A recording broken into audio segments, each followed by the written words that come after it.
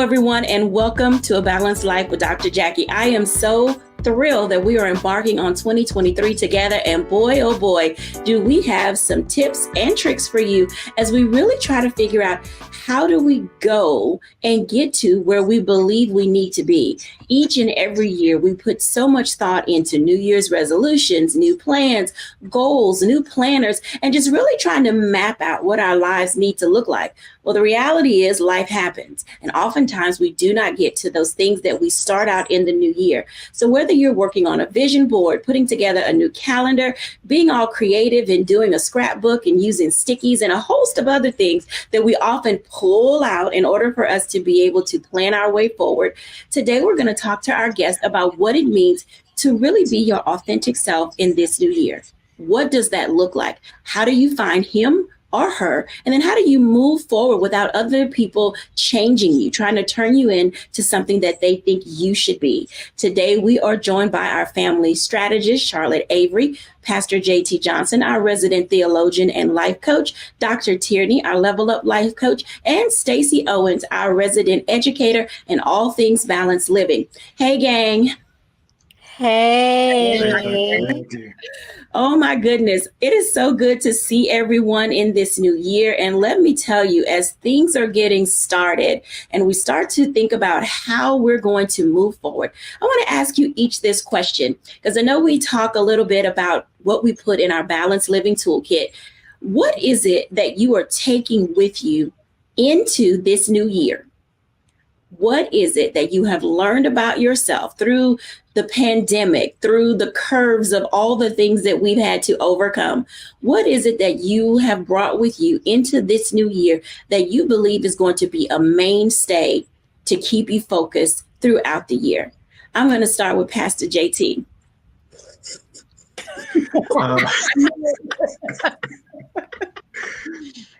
I will say for me, it's patience.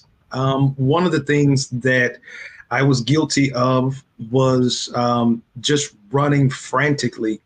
And during the great pause or during quarantine, I really realized that I myself had become a hamster on his own created wheel. And last year, I really started to find a balanced life, started to be able to give some no's and not feel guilty, and really started to make some true movement. But the thing that I had to learn is that with that, I have to give myself patience, and patience enough to take one day at a time, step by step. And if we don't get it done today, know that if God gives us grace for tomorrow, he has given me another opportunity to take a stab at it again. So patience. Absolutely. What an excellent word to put into your toolkit. Stacey Owens, what about you? See, here I come coming behind him today. And I like that. I was going to say patience, but I'm also taking with me just being present. For myself, I'm always looking down the road. Like I'm in the moment dealing with things, but while I'm in that moment, I almost look at it as if I have dominoes standing up in my life. So when I make this decision, if this domino falls, what is it going to impact? So I'm always looking down the road, so much so that I will miss the part of the journey that is just happening on that day, or in that I'm being present in that moment. And so you'll lose yourself, if you're not doing that, because you're always chasing after the next thing. So at the end of the year, I started to focus more on just learning to live in the moment, learning to appreciate what was going on for me so that I can enjoy not just the journey, but find the enjoyment in what I am doing at that moment.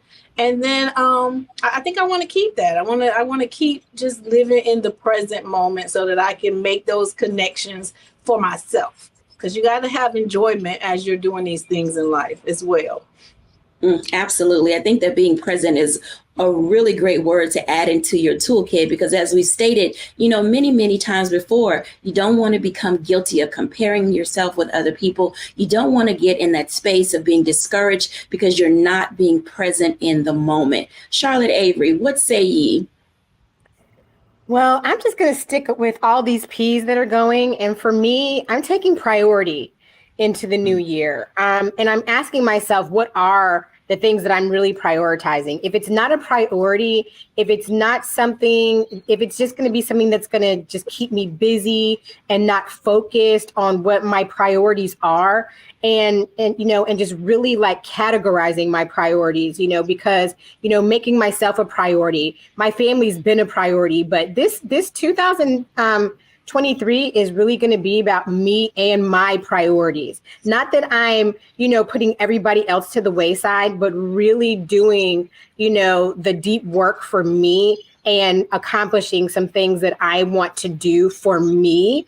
That not necessarily entail, my husband or my children, but things that are going to be as a part of my personal growth.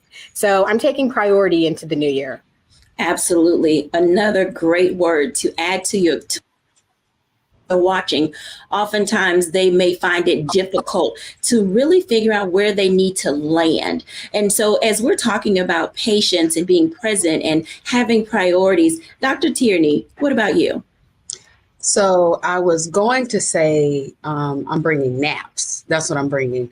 But since my esteemed colleagues went with the P's, I'm going to stick with the P, and I'm going to say practicality, being practical into this new year. So sometimes that may mean I just practically need to take a nap. One thing that I've learned about myself is that I can get very big picture, and you heard me say last episode that I'm very tenacious. So sometimes that tenacity and that big picture can run me into the ground because I'm looking at everything from 5,000 feet. And sometimes I just need to get real practical, real basics, go back to the foundation. And that may mean, okay, I just need to take a nap. I don't have to go across the country. I just need to go and take a nap.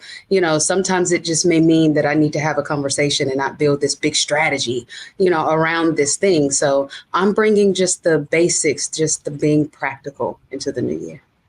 So let me throw a monkey wrench into all of you guys' words, because there is this distraction that oftentimes seems to come up. And as we're talking to our viewers about who they're going to be in 2023 and what their lives can look like, there are distractions that seem to come along, whether it's our family members, our coworkers, things that happen in the world. How do you balance dealing with distractions in order to keep from being discouraged as you take care of self in the new year? Now, I'll go in the reverse order. Dr. Tierney, how are you going to manage distractions in the new year? So the first thing is you have to recognize that it is a distraction. A lot of times distractions become distractions because we don't know that it's a distraction. Yes, taking care of mama is important. Yes, doing this for your kids is vital. Yes, making sure that this project is done at work is critical, to your job. But when it becomes the main thing that you're focused on and you don't see anything else, you're not focusing on the other aspects of your life, and that thing has your hyper focus, it can become a distraction because you're no longer paying attention to your goals. You're no longer paying attention to practicing self-care for you. You're no longer making yourself a priority and being patient or being present or even just doing the things that are practical because you've become hyper focused on this one thing. A lot of times we don't see the distractions because we know the little distractions like watching TV or things like that. But it's the big distractions that are important that we tend to overlook. So the first thing is just recognizing the distractions when you see them. Oh, I want to piggyback off of that and ask Charlotte Avery the same, yet a similar question when it relates to the distractions of rescue, because oftentimes people with children find themselves not being able to stay center focused, and you're making yourself a priority. How are you planning on navigating the nuances of being a mom and a wife? So, this question is so good because my life is filled with distractions. When school is in, I could be working on something and I get a call from school or I have to stop what I'm doing. And so one thing for me is that I really have to ask myself, what is this preventing me from accomplishing, especially when I'm taking priority into the new year? Because you know what? My children and my husband sometimes are famous for thinking that because I'm at home or because I'm working from home, that when they need something, because, it's always an emergency, like their emergency is supposed to be my priority. And I've let them know, your emergency is not my problem unless it's like life or death, right? Like unless the house is burning down or you're dying, you know, it's not my fault that you forgot to do something or you forgot to take something. So one thing that is really exercising my voice and my power of no, and saying, you know what, this is a distraction. I allotted, you know, a certain amount of time to get something done that it was a priority for me. And I have to ask myself, do I need to stop what I'm doing to focus on this person and their need? And usually if that answer is no, and it's not life or death or anything like that, or, you know, then I'm just not doing it. And then the other thing is I've given myself time to really look at, you know, even the distractions in the media, you know, social media, you know, can be an energy suck. And just so really prioritizing my time and putting myself on a schedule of this is what I'm doing. This is what I'm not doing. I'm not searching social media and all of that. So, I mean, it can be hard because with moms, everything can become a distraction, but you have to like ask yourself, is that a real distraction or is it just a dummy distraction? It's really interesting. When we come back after the break, I want to dialogue about this just a little bit more because we do get in that space of not being able to really determine what's a real distraction and then what's just taking out air and energy from what it is we need to be doing. We'll talk about that a little bit more when we're back after the break.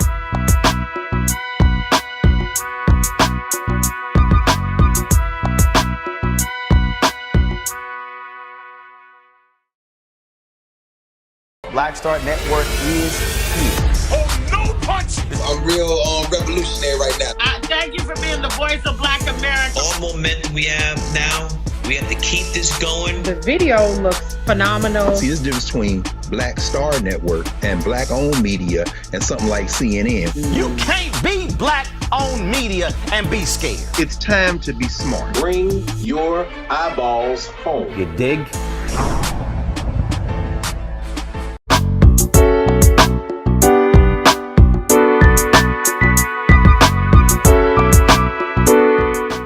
Welcome back, everyone, to A Balanced Life. And as you can tell, putting you on the priority list is extremely important.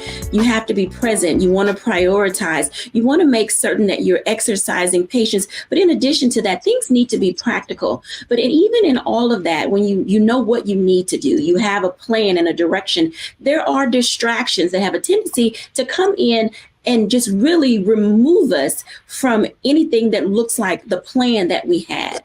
I want to talk to Pastor JT about that for a moment, because there are often times that our distractions aren't necessarily physical, mental, or emotional, but they're oftentimes spiritual. Pastor JT, talk to us about those spiritual distractions that really move us away from those things that we are purposed to be, our why, and what we are trying to accomplish in life. Wow. Great question, Dr. Jacquie. It makes me think about the infamous scripture, so to speak, from the Apostle Paul, when he was talking to a group of brothers and sisters, and he told them, he said, I have not attained it. He said, but one thing that I do, he said, I forget that which is behind me and I press forward. One of the things that I think that we look at, because again, me being a Baptist preacher, we look at that press forward and we scream and we holler, and, that's a great jumping point. But I think that there are 2 points prior to that I think answer your question. The first thing that he said is, his brothers and sisters, I have not attained it. So the first thing that he did was he got real with himself and he made it known. I'm going through the same thing that you all are going through. And I think that kind of goes back to what Stacy was talking about those dominoes. And so many times we put ourselves so far in the future that we're not in this present moment. And present moments cause us to evaluate some things in our lives, some people, some nouns, some persons, some places and things.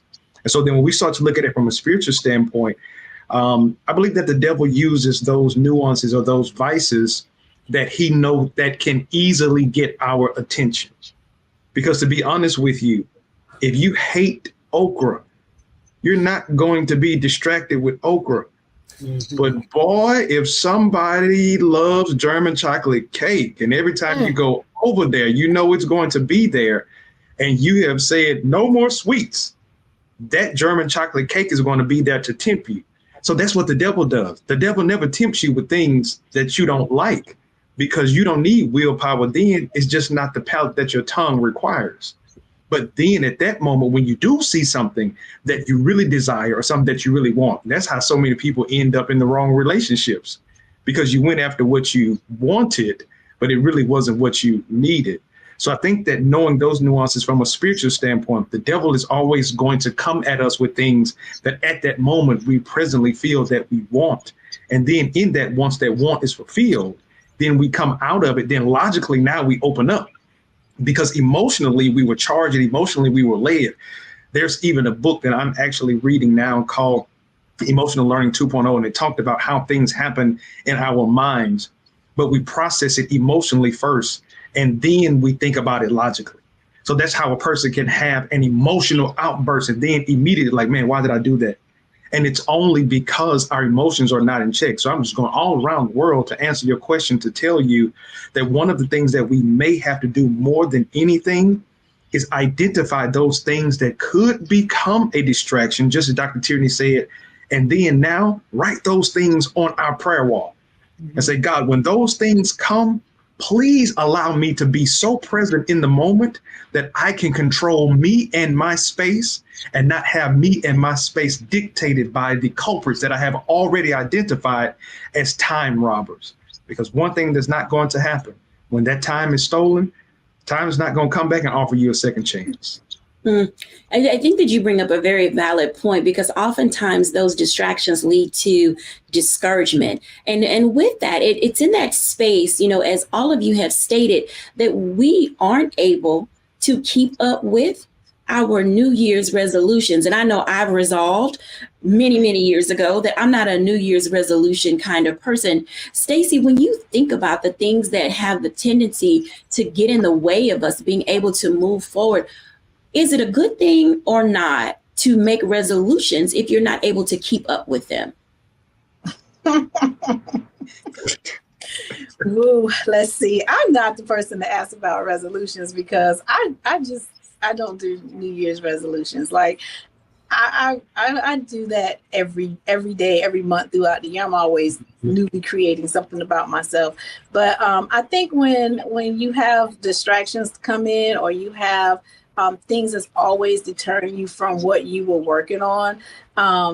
I know I'm in that space myself right now. I love what Pastor JT just shared about how you're tempted with the things that you love. And when you are a person like myself, I'm a nurturer, and I have a lot of people who are plugged into me. So it seems like right in the middle of my biggest projects and my biggest thoughts and my biggest dreams, everything falls apart for my children or for my family members. And they look to me to be the person to correct their issues. And being the nurturer that I am, in the past, before I became present about this, I would always be hopping over to help somebody else. So now what I do is I like to, just now that I have a better awareness of that, I like to tap in and take 30 seconds to ask myself, is this a problem that I can really solve? Or is this an issue that's really for me? Or is this something I just need to give 20 seconds to you to help you have a better thought about it so that you can go ahead on about your way? But I definitely, after I delegate or reset them so that they can move on with their lives and not make it be my life to deal with, I don't come around and say, well, now that I missed this, let's make a new resolution to that. I just keep going to whatever my goals that I set for myself. I'm always working towards those goals. I'm always moving in that direction. And if something get me off track for the goal, I hurry up and determine, oh, wait, you're off track. Get back over here on your track or what you're supposed to be doing. And I continue to work to those goals. But I don't wait to the new year to set new goals or make resolutions. The research even shows when people make resolutions 6 months in, 46% of the people who set those resolutions are still working on them. So you can't be discouraged. So if you're always looking to how you can grow yourself, don't wait till one determined time to do it. Just continuously do it.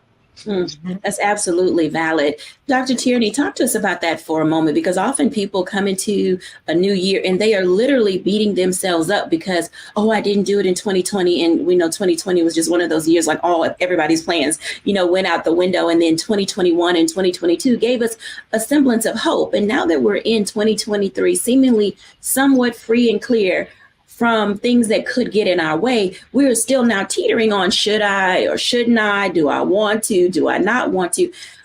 Help us understand and identify if we're going to level up in our lives. What does it look like to make a goal, a plan, a resolution, and then stick to it?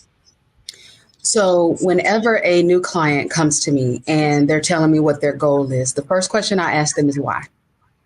Why is that your goal? Why is that something that you want to go after? And a lot of times I hear, well, because, it's like, and that's not a strong enough why.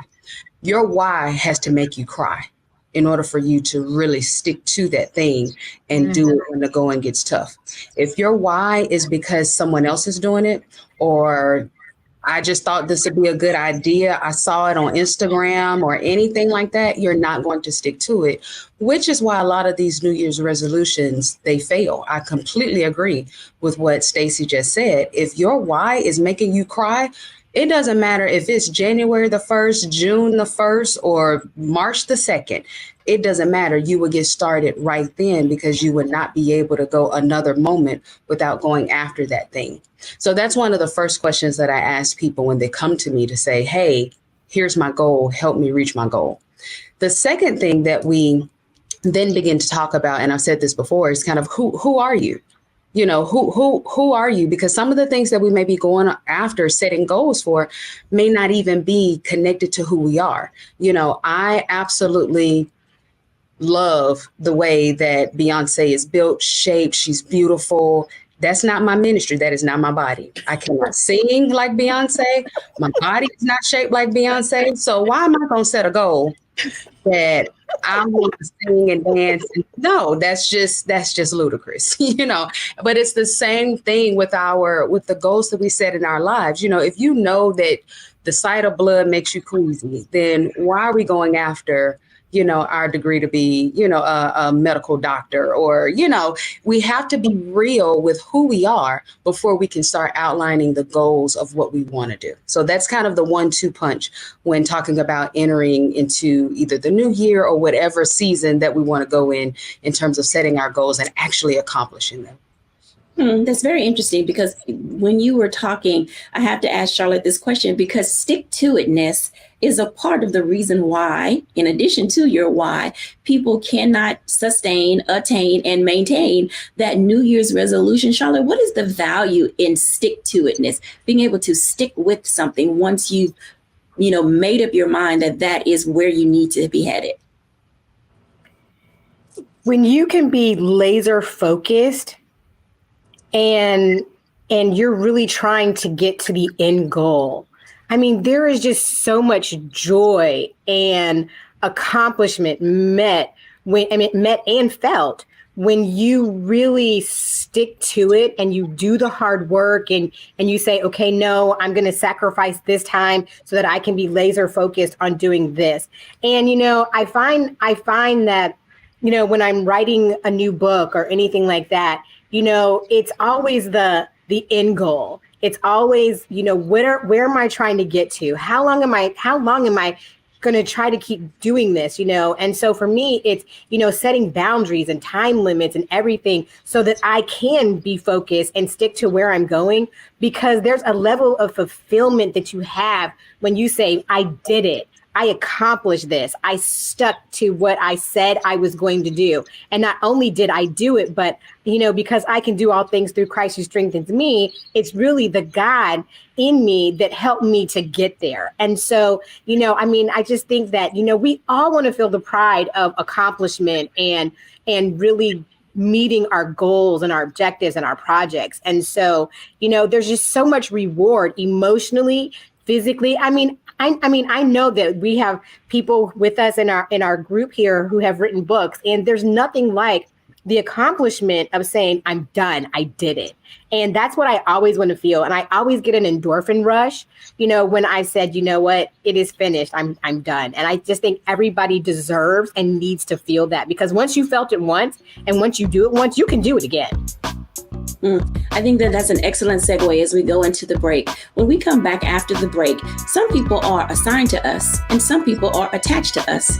And in the new year, it's important to know the difference. When we're back after the break, we're going to talk about who you with. We'll be back in a moment.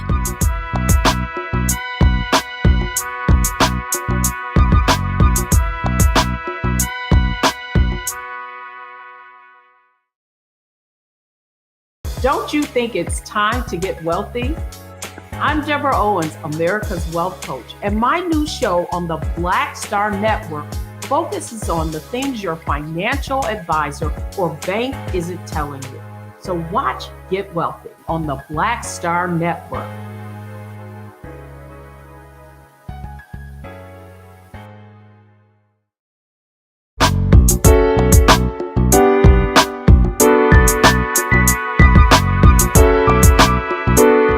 Welcome back, everyone, to A Balanced Life. And oftentimes, who you with determines how far you can go.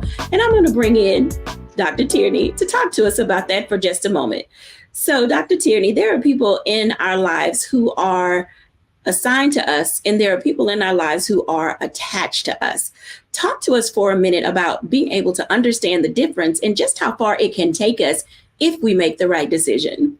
Absolutely. I believe that was Lil Jon and the East Side Boys who asked that question, who you with, who you with, who you with, get crunk, who you with. They were onto something, because who you are with, who's going along this journey with you is vital. I literally dedicate an entire chapter in my book just to talk about this one topic. When you are with the right people who are assigned to you, that creates an iron sharpening effect. You're going to make them better. They're going to make you better. And the both of you together in partnership, relationship, community, whatever it is that interaction is supposed to be, it's going to excel. But when you are just with people who are attached to you, they're riding your coattails, they're just there, just hanging on, they are sucking you dry. They are taking and distracting from your gifts, your talents. They are probably your biggest distractions right there. When we have people that may want to just go with us, but are not willing to help carry the weight and support the mantle that you have on your life, and vice versa, you're carrying the one that they have on theirs, then that can be a catastrophe. Seriously, even in the professional sense, I tell people I can tell just as good when somebody belongs to me. I don't say it at the beginning of our, the free session that I give, to my clients, because it can kind of weird people out. But I can tell within the first 10 to 15 minutes of talking to somebody if that person belongs to me, if they've been assigned to me, or if they're just trying to attach themselves to me just because, oh, that's Dr. Tierney. Oh, I want to get to know her. I want to know who she with, because then whoever she with, then I have access to who they're with. And those are not the type of relationships that you want to be forging. So you absolutely, positively have to take a look at your circle and see who you are that want to just be attached to you, or who's assigned to you. And understand that somebody that might have been assigned to you in one season might only be attached to you in this new season. So you have to, again, make sure just because they've been in your life for 10, 15, 20 years, that don't mean that they're supposed to stay for this new level, for this new journey that you're going into. Absolutely true. And this is where I bring in Pastor JT, because we often get confused in the faith-based community when we talk about who's assigned to us and who's attached to us.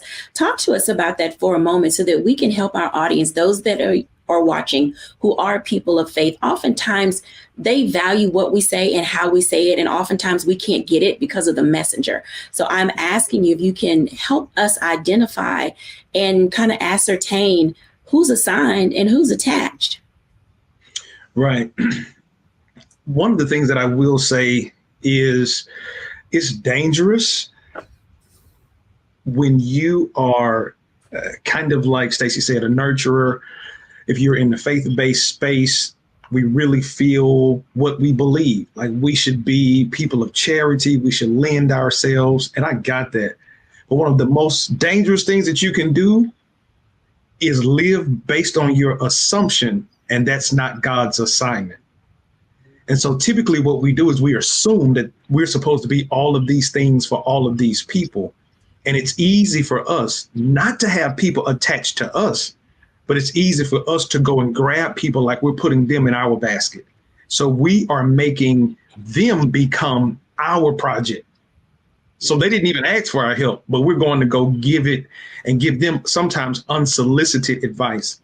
And I will even take it a step further, and this may help somebody going into the new year.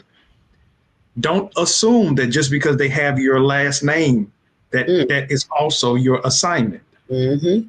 I think that there are a lot of times that we put a lot of unnecessary things on our plate. And I'm going to be honest with you and just going on to say it. There are some times that our self-worth is attached to their storms. So we feel like if we are not serving as their raft, or we are not bringing somebody an umbrella, then we don't have any value. But I need you, if you're listening to me, to understand, if you have given everybody else a raft, when your storm comes, you're going to be drowning in the thing that you were prepared to walk over or ride over, but you have given all of you to other people. Kind of like what Jesus said. So I want to take it back full circle, since I am the resident theologian. We always say, what would Jesus do? And so many of us, we know church and we don't know Christ. There's a whole bunch of things that we do under the guise of what religion tells us we should do, that Jesus is in heaven like, man, why y'all even worried? I'm not even worried about that. Why y'all worried about that? Jesus told us about the danger of casting your pearls before swine. There are two sides to that coin. The first side is you are casting your pearls to somebody that, one, can't even understand the value of it. So if they can't understand the value of it, they're not going to absorb it the way you think that it should, which is now going to leave you with a guilty feeling, or you're going to be upset and frustrated that they did not apply the value that you gave to them, or the pearls that you gave them. But this is the second. Oh, okay, let me add on to that, because sometimes we give people pearls out of season. It's almost like if you have a 6-month-old baby. Why would you give a 6-month-old baby a book that teaches them how to drive and they don't even know how to walk? We are now forcing people to take on information or take on our pearls when they are not even ready. They haven't even graduated to the place where they can handle cubic zirconia, let alone a pearl. But this is the most important thing. If we continue to cast our pearls before swine, when somebody really needs our pearly wisdom, we're going to be empty and we're not going to have anything to give. So I think, coming from that religious standpoint, I would say take it from Jesus. Jesus walked out of his own neighborhood, and the Bible says he walked away sorrowful because he saw that there was a need in the community, and he had the power. He was the juice. He was the juice man. But because they didn't believe, he had to shake the dust off of his feet and move on and go to a group of people that wanted what he had. So before you get bogged down and putting your feet in dusty situations, and the rain comes and that dust now becomes mud, and you get cemented in a place and in a season and in a village around people who are draining from you rather than pouring into you, shake that dust off your feet and walk according to your assignment and not your assumption. I think that those are very clear indications of what both of you are saying as to why we need to stay focused on who we are so that we know where we're going and who we're taking with us. Dr. Tierney. I want to highlight something that my brother just said, and I want to make sure everybody heard this when he said about the people that having your last name may not be, the people that you are assigned to. Oftentimes we get tripped up in this whole thing of the people that are attached to us or the people that are assigned to us, because we think that just because we have the same last name, we come from the same background, we look alike, sound alike, et cetera, then of course you're assigned to me. But honestly, I can tell you the people that have been truly assigned to me, they don't look like me. They don't share my history, but they share my destiny. Where you're going may not look like where you think you're going. And so God will send you people that are completely different from anything that you're used to. They may not look like you. They may have a completely different last name than you. They may not vote like you. They may have a different skin color, a different background, be from a completely different country. But oftentimes we'll miss that because they're so different, not recognizing that those are the people that are assigned to you. Those are the iron sharpeners that's going to help you get to your destiny. So don't overlook your assignment and the people that are assigned to you, because you're judging the people based on your history. Okay. The people that may share history with you may not share destiny with you.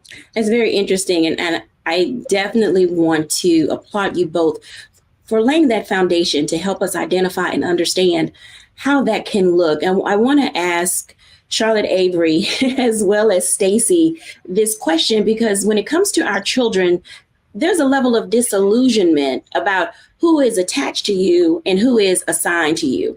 And, just before we rounded out, 2022, we had a series of deaths among people who were considered friends. How are you helping children establish that baseline that everyone is not your friend and should not be assigned to you or attached to you? I'm going to start with Charlotte. So, with me in having children in so many different age groups and all of that, we deal with the friend group thing. And, and I always, one thing that I tell my kids, especially when they're going through like friendship drama or whatever, I say, the Bible says, that there's a time and a season, for everything. And I'm like, this person in your life, their season just may be over. Like the reason that they came into your life may have been one thing, but now their season is over. And so in our household, we have a lot of conversations about seasons and timing of people who are supposed to be in your life versus people who now their season is over and they need to take the exit route. But I want to tell you also, as a parent, like it's really hard sometimes to say, to differentiate the fact that my child is my child. And so for me, I can say, well, my child is my child. I birthed them. They're my assignment. But here's the thing that I've learned in just my maturity is that there are different stages in their lives where they might not be my assignment. So I say, okay, I'm so proud to have people in my life who I can now turn them over to, and now they become their assignment also. And when I say that, I'm talking about like mentorship and godparents and things like that, who can have a better voice and a bigger voice or a bigger impact than I can, because I'm your mom. I don't know anything. So sometimes as parents, we have to decide, okay, I'm not doing well with my assignment here.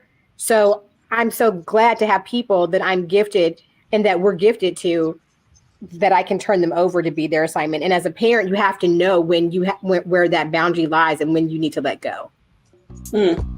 So, this brings us to a great point. And I'm going to take a break here because when we come back, I want to talk to Stacey Owens about that for a moment, because that level of disillusionment as it relates to who are our friend groups is important when we talk about how we're preparing our children for the future.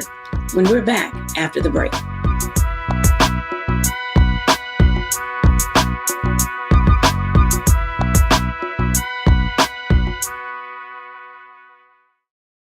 When you talk about blackness and what happens in black culture, we're about covering these things that matter to us, speaking to our issues and concerns. This is a genuine people-powered movement. There's a lot of stuff that we're not getting. You get it, and you spread the word. We wish to plead our own cause. Too long have others spoken for us. We cannot tell our own story if we can't pay for it. This is about covering us. Invest in black-owned media. Your dollars matter. We don't have to keep asking them to cover our stuff. So please support us in what we do, folks. We want to hit 2,000 people, $50 this month, raise $100,000. We're behind 100,000, so we want to hit that. Y'all money makes this possible. Check some money orders. Go to P.O. Box 57196, Washington, D.C. 20037-0196. The Cash App is $RM Unfiltered. PayPal is R Martin Unfiltered. Venmo is RM Unfiltered. Zelle is Roland@RolandSMartin.com.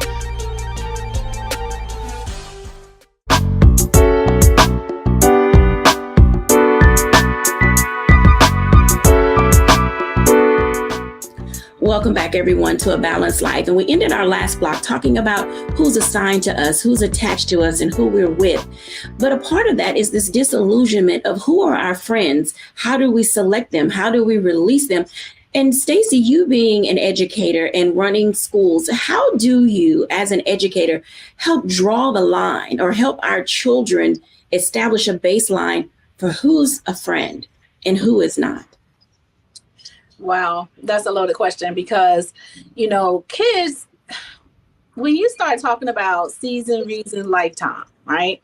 That's what we all sort of base our categorizing of how people are attached to us and knowing when to let go, knowing that they're just here for this reason and all that. That sounds good as an adult. But a lot of children, they're at that basic level of understanding of friendship. They just want somebody to play with. They just want somebody to talk with. They just want someone, to interact with. And a lot of times the biggest argument on the playground is today we're best friends until we say something that we don't agree with each other. And then now we hate each other and we're not friends. And we go through this dispute. And then before lunchtime, we're back friends again.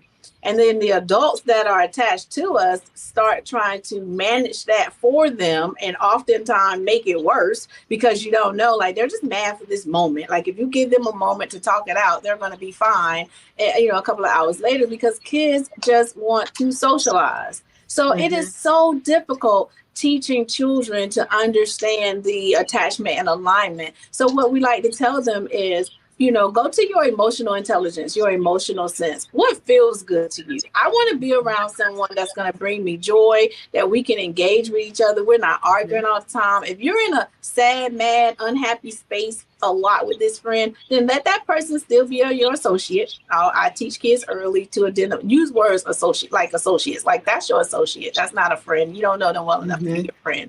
So get some meaning to defining those levels of friendship. Here's my associate, someone that I interact with, right?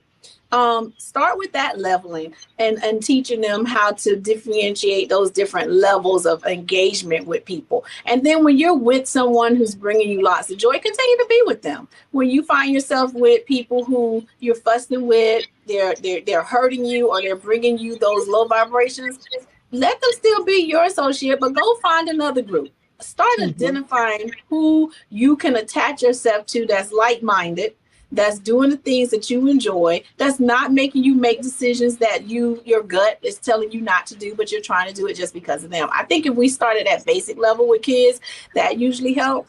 Now, when I start moving to my personal kids, see, those jokers are a little older now, right? So now they're young adults. Now, they're calling and they're saying, Mom, this hurt, this partnership, this happened, this happened. Now I'm like, okay, now you need to realize that person isn't assigned to you. A person that's assigned to you, they're going to come in, just like Dr. Tierney said, they're going to help, propel you to your next level. They're going to talk like you. They're purpose driven like you. Your language is going to be the same.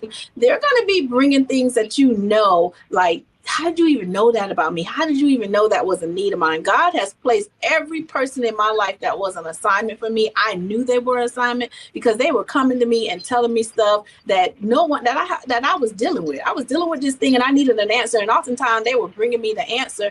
And I knew that it was like a give and take in the relationship. I was giving and taking, and we were both progressive. Right. And then I figured out those people who were just attached. I have to tell my daughter all the time, that's those people who just take from you. So can you recognize when it's a one-sided relationship? They're attached to you because it's something that you need, and it's okay. But we often fall out of love with ourselves when those people who are attached to us fall off.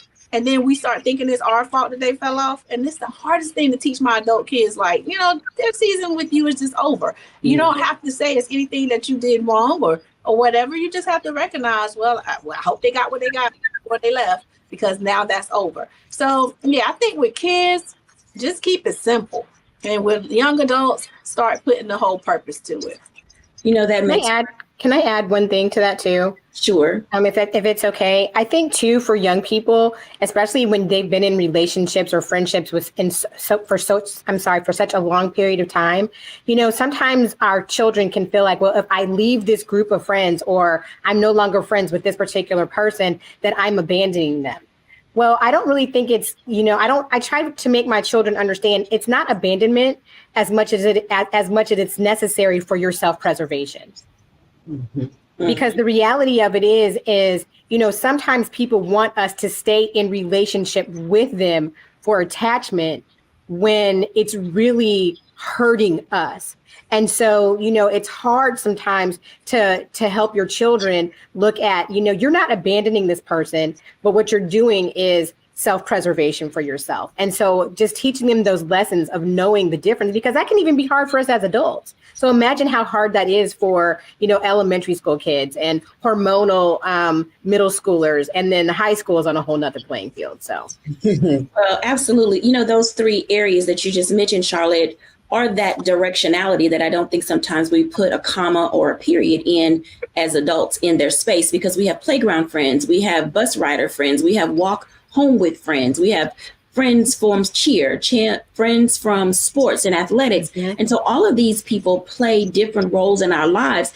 And so oftentimes we do forget that you are just there because we are attached, if you will, because of our activity.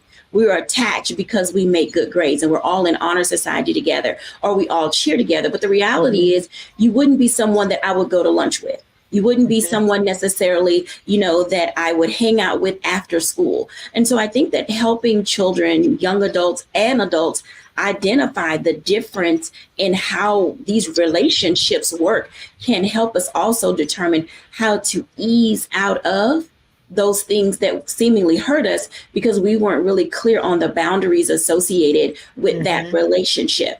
So when we think about those things related to relationships and how we ease out of them, coming into 2023, there are some people we need to leave behind. And so I'm going to ask each of you, rather than citing a person, what character traits or personalities have you left in 2022 and just are not going to deal with in 2023? I'm going to start with Dr. Tierney. Not necessarily who you with, but who you leaving behind. I would have to say selfish people. And I'm not saying selfishness from the terms of like not sharing their things or their possessions, but emotionally selfish people. Mentally selfish people. Anytime we get on the phone, we're only talking about you and what's going on with you. And you don't have the capacity to be compassionate, sympathetic, empathetic, to stand with me in my situations, because everything has to be about what's happening, with you. These are often people also that when you talk to them, oh, girl, let me tell you what's going on now. And this was happening. And it's like, oh, and it's draining because it's draining everything out of you because the relationship is not reciprocal. Because it's very one-sided in that emotional, mental, space, and they're not able to be supportive because they're very selfish and they may not realize it. They may not know, but though that's who I'm leaving in back there. They can't go in 2023. I got too much on my plate, and we can't do that. Absolutely. Pastor JT. I would say non-believers. And I'm not talking about from a religious standpoint, because as you all know, all of the work that I do in the spaces that I float in, I'm with some people who don't believe the way that I believe. And they are some genuinely great people. I'm talking about non-believers, those that are pessimistic, that have no vision, that aren't believing for better. I'm only rocking with people who are believing for better, going after better, because I think going full circle and going back to who you with, there is a statement, I believe Jim Rohn said this: check your circle, check the 5 people that you are with. And if you're around 5 non-believers, you're going to be number 6. I'm only going to attach myself with people that believe like I believe, because then now when we sit and we have those conversations, we ain't draining. We're trying to find ways to pour into each other. So non-believers, 2022, I'm done with them. Charlotte Avery. I am leaving behind people who are takers. People who don't know how to, like Dr. Tierney said, that they don't know how to share or play well in the sandbox, because for me, I'm a very giving person of time, of information, of resources, of money and things like that. And, people who are just takers, they are not my favorite people. And so I'm just leaving them behind. If they're, like Dr. Tierney said, if they're energy drainers and time drainers, and they're making me feel, they always want from me, or they always want me to share a resource that I have, because of attachment instead of, assignment or anything like that. I don't have time for that. I don't have time for people who are takers. I don't do well with people like that because I'm not like that. I wasn't raised like that. But yet, people who are takers are, they're like magnets to people who are givers. And so for me, it's really asking myself, okay, and asking God, okay, is this person a friend, a foe, or taker? And to let them stay right where they are. I'm not taking takers with me into 2023. Absolutely. Stacey. I'm leaving them ungrateful jokers behind because they make your vibration low. Yes, sir. When you're ungrateful, you got your blessings going on and you don't even see it. And then everything with you is just a problem. You're not thankful for the small things. You're always complaining and just don't ever find the good in what you're doing. So if we start to lead with gratitude and learn to be thankful for everything, even the small thing. If you don't have your bill money today because you just spent it all on your Christmas and now you're in January struggling, just be thankful that you still got the job. Don't come telling me about all the things that you knew that you shouldn't have done for Christmas. So grateful people, they take your vibration to a low level. So I'm looking for people who can find all the things to be thankful for, because the more gratitude you give out, the more things that come to you so that you can be thankful about. So if you don't want them to be selfish and takers and all that other stuff, let's start teaching them how to just be thankful. I think that up in there, Stacey. Girl. Did you hear her little hoop in her voice? Y'all heard her little hoop. She was about to go in. I heard it. Pastor JT, she might run for your money. Yeah. Let me tell you, thank you, everybody, because we're in this space and in this season, moving seamlessly right now into 2023, with being understandable in our way in which we approach the things that we do. When we come back after the break, I'll give my reflection.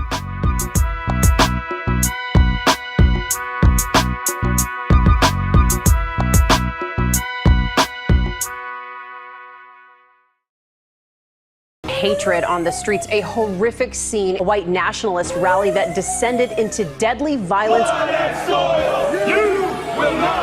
White people are losing their damn minds. As an angry pro-Trump mob storms the U.S. Capitol, we've seen We're about to see the rise of what I call white minority resistance. We have seen white folks in this country who simply cannot tolerate black folks voting. I think what we're seeing is the inevitable result of violent denial. This is part of American history. Every time that people of color have made progress, whether real or symbolic, there has been what Carol Anderson at Emory University calls white rage as a backlash. This is the rise of the Proud Boys and the Boogaloo Boys. America, there's going to be more of this. Here's all the Proud Boys, guys. This country is getting increasingly racist in its behaviors and its attitudes because of the fear of white people. The fear that they're taking our jobs, they're taking our resources, they're taking our women. This is white fear.